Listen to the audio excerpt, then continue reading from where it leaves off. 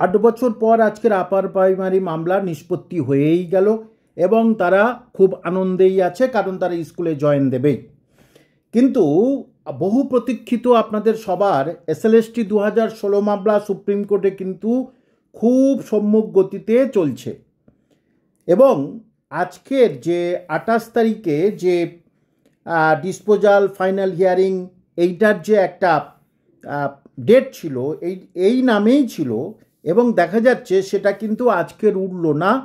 কি স্ট্যাটাসে কি দেখাচ্ছে? নট টেকেন আপ টুডে, আজকের নেওয়া হলো না বা আজকের উঠল না এবং পরবর্তী ডেট কিন্তু এখনো হয়নি কবে ফের আবার এই মামলাটা শুনানি হবে।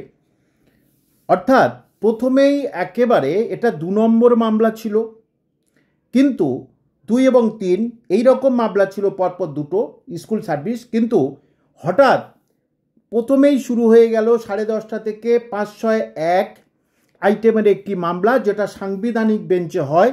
আপনারা জানেন সাংবিধানিক বেঞ্চে 5 জন বিচারপতি থাকেন, প্রধান বিচারপতি সহ আরও 4 জন বিচারপতি প্রধান বিচারপতির সঙ্গে ছিলেন 1 নম্বর কোর্টে প্রধান বিচারপতির এজলাসে, এবং সেটা একটা সাংবিধানিক বেঞ্চ। আপনারা জানেন সেই কনস্টিটিউশনাল বেঞ্চে সেটা সারা দিন ধরে ওই হিয়ারিং কিন্তু হয়েই গেল।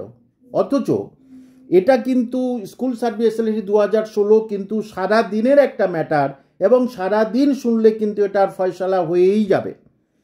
তাহলে এটার যদি মনে করেন যে এর পিছনে কে বা কারা বা কেন বা উঠছে না, এখন 18 অক্টোবর থেকে 28 তারিখে আজকে নিয়ে আসলো, যে সবাই আশায় ছিল যে নিশ্চয়ই উঠবে, কারণ এটা যারা চাকরি যাদের সত্যি 2 নম্বরইভাবে পেয়েছে তাদের কোনো টেনশন নেই, কিন্তু টেনশন যারা সত্যি সত্যি যোগ্য তারা চাকরি থেকে তাদেরকে বঞ্চিত করেছে এই হাইকোর্ট আর কি করতে বাধ্য হয়েছে, এবং যারা আপনাদের মতো যারা নতুন চাকরি প্রার্থী তাদেরও তো একটা টেনশনের ব্যাপার আছে যে এটা শেষ হয়ে গেলে তবে নতুন একটা বিজ্ঞপ্তির দেওয়ার সম্ভাবনা। সুতরাং এখানে পরিষ্কার করে বলা যায় রাজ্য সরকার কিন্তু আরজিকর মামলা নিয়ে যতটা আক্রমণাত্মক ছিলেন এবং যতটা তোড়জোড় শুরু করেছিলেন, এবং এর আগে এসএলএসটি 2016 মামলার প্রথম যেদিন মানে ক্যাবিনেট মন্ত্রীদের বাঁচানোর জন্য সুপার নিউমারি পোস্ট থেকে কেন ক্রিয়েট করা হয়েছিল সেইটার জন্য ক্যাবিনেট মন্ত্রীদের বাঁচানোর জন্য যেভাবে আগ্রাসন নীতি নিয়েছিল, যেভাবে তাড়াহুড়ো করছিল, আর কিন্তু করলো না। অর্থাৎ হচ্ছে হবে দেখা যাক এই পদ্ধতি। রাজ্য সরকার যদি স্পেশালভাবে বলে যে আমাদের এটা খুব ইম্পর্টেন্ট এবং এটাকে খুব তড়িঘড়ি এটা রায় বার করে দিতে হবে, তড়িঘড়ি এটার ফয়সালা করে দিতে হবে, যদি রাজ্য সরকারের অ্যাডভোকেট যদি এটাকে পরিষ্কার করে ওখানে গিয়ে বলে, তাহলে কিন্তু অবশ্যই প্রধান বিচারপতির বেঞ্চ বা যে কোনো বেঞ্চ কিন্তু এটা গুরুত্ব সহকারে দেবে। অর্থাৎ স্পেশাল হিয়ারিং করতে বলা হয়, মোশন হিয়ারিং স্পেশালভাবে করতে হবে, তাহলে কিন্তু করা হয়।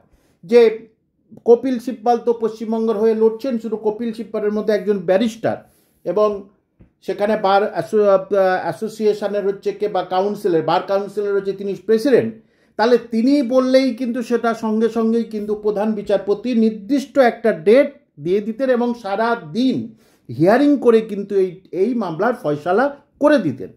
কিন্তু সমস্যা হচ্ছে যে পশ্চিমবঙ্গর মামলা এবং আপনারা যারা অধীর আগ্রহী মামলার দিকে তাকিয়ে আছেন তাদের কথাটা কিন্তু রাজ্য সরকার একেবারেই শুনছে না, কারণ এখন আরজিকর কেস নিয়ে মাথা ব্যথার মধ্যে আছে, আবার ওবিসি মামলা নিয়ে মাথা ব্যথার মধ্যে আছে। তার কারণ ওবিসি মামলায় যে যারা পড়ুয়া বিশেষ করে সংখ্যালঘু তারা কিন্তু এবারে আস্তে আস্তে বিস্ফোরিত হয়ে যাবে, কারণ তারা ওবিসির পয়সা পাচ্ছে না, অ্যাডমিশনের ক্ষেত্রেও প্রবলেম দেখা দিয়েছে। সুতরাং এইটা নিয়ে আরও বেশি মাথা ব্যথা রাজ্য সরকারের, কিন্তু আপনাদের চাকরিটা তাড়াতাড়ি হোক, এই রায় তাড়াতাড়ি ফয়সালা হয়ে যাক, যারা যোগ্য প্রার্থী চাকরি করছেন তারা ঘুমান, এটা রাজ্য সরকারের কোনো মাথা ব্যথা নেই।